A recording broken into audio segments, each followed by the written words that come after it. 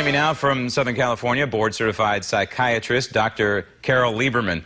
Doctor, it's fascinating to me that we see these stories come. It's terrible to hear some of them, and some are worse than others, obviously, and some of them are criminal. I don't know about this lady, this latest incident with Al Franken, whether it's criminal or not. I don't even know the context of the thing, but I do know that it's another woman coming forward talking about some sort of unwanted sexual advance. So what is it about these victims that they wait many, many years? In this case, this was, I believe, in 2006, so 11 years later. We've heard cases of, 20 years later. The case in Alabama, you're talking 30-something years later. What is it that is making these victims, if they are victims, we don't know for sure, but we believe they are if they're telling the truth, what makes them wait to come forward?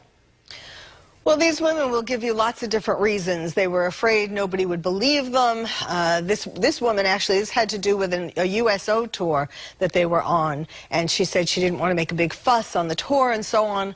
But really, I think there is an incredible phenomenon happening now. I mean, yes, that was obviously a very unpleasant experience. He took advantage of his power, but he didn't rape her. And if you look at how she describes this event, she doesn't exactly look like she's devastated. Rather, she looks like she's enjoying being very dramatic about what happened. Now, you're going down a path here that's going to get me in trouble because I have a Y chromosome, but I'm going to go down a little bit with you, and that is, are we in this, in a sense, there are some people who have committed crimes out there for sure, but I'm going to use the term witch hunt here. And it seems as though it's going to be tough whenever this ends, whenever this comes to some sort of conclusion. It's going to be tougher for men in general to have a civil conversation, whether it's at work or maybe in a social setting. It's going to be tougher for men to have a conversation without worrying about being accused of something. Yes, I mean, there's no flirting anymore. Now that's sexual harassment. And, a lot of it has to do with the fact that these men, particularly men in Congress or celebrities, when women come out against them and sort of, Me Too, and I know that this isn't a very popular opinion, and people probably being shocked that a woman would say these things, but a lot of it could be in some cases are absolutely devastating. These women's lives have been devastated by this event, but it's also a lot of 15 minutes of fame.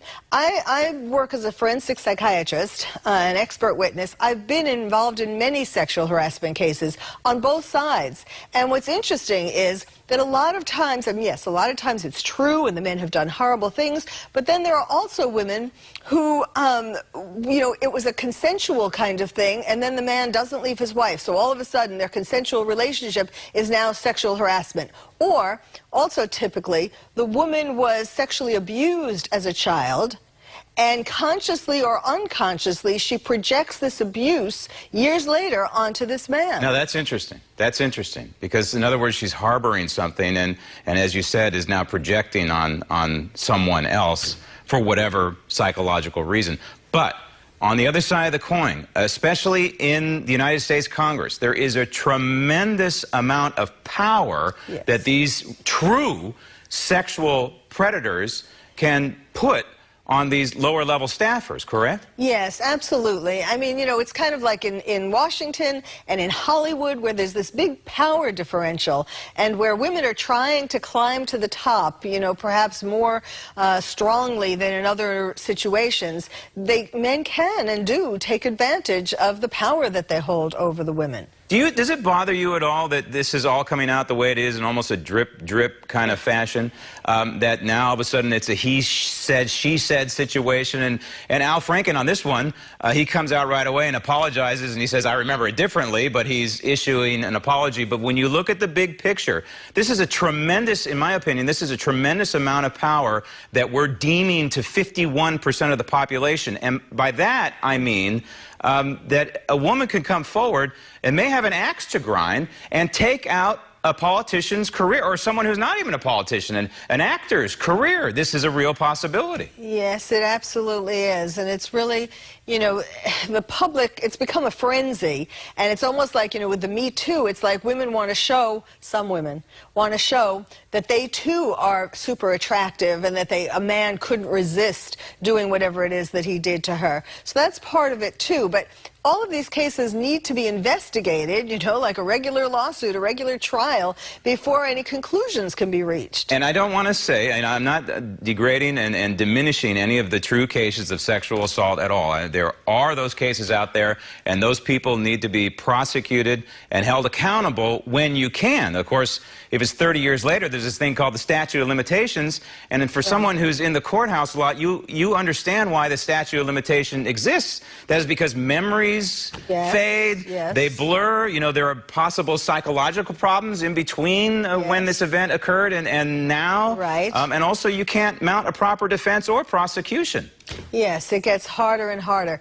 And you know, this is really part of the bigger picture, which is that the war between the sexes in all different ways has been growing and getting more violent in a sense than ever. And that's really the big picture, that that men and women, you know, our sex roles are confused now. There's a whole, so many people are so confused and so hurt that it's really hard to understand what's going on. Could this backfire in terms of hiring for women?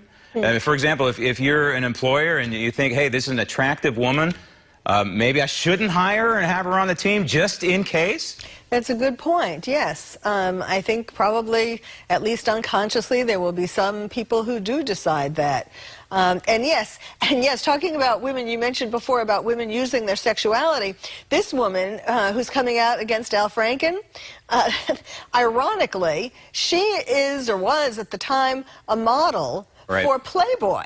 So here she did earn her living, at least part of it, by making herself and enjoying her seductiveness to men, and now she's blaming him. Not that that gives men the right to touch, but still, you know, you have to look at that side of it. How does this all play out in your mind? How does this end? I mean, obviously we're riding some sort of wave here right now of this kind of thing coming out and people coming forward and accusations are flying from coast to coast. How does this whole thing play out in your mind? How does it become resolved as a society?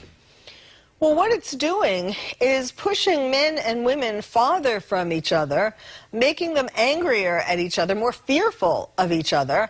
And that's why you have so much of the population not getting married, being afraid of letting themselves be vulnerable, to fall in love. I mean, that's what I'm saying. It's like there's a whole bigger picture to here that needs to be addressed. And I think the bottom line here is, like I've told my daughter, and that is, if you're ever assaulted in any way, shape, or form, if you're ever harmed in any way, you come forward right now, right away, and you address the situation. And by the way, don't be afraid to punch him right in the kisser. Carole, doctor, thank you. Thank you.